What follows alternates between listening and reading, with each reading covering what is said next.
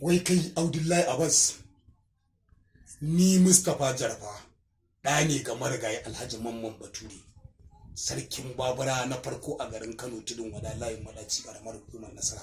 Kai waye ubanka? Tambayar kawai dai kamata ba ni kunnan ka kaji kai Abdullahi Abbas, duk wannan abubuwan da kake kana kuntatawa magoya baya da masoyan mahaifina radiyallahu anhu injiniya Dr. Rabi Musa Kwankwaso. Ni fa kai akan Kwankwaso mutane to bari dan tsinin gindin uwarka dan manin uwarka a matsayinka da Abdullahi Abbas ka fito mu yi ta gaba da gaba.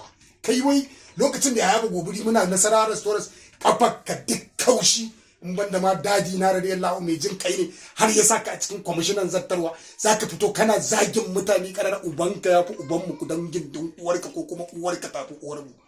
Kai a hankali ya kamata in ka shirya na shirya dan tsinin gindin uwarka ka fito ni mai gaba da kai.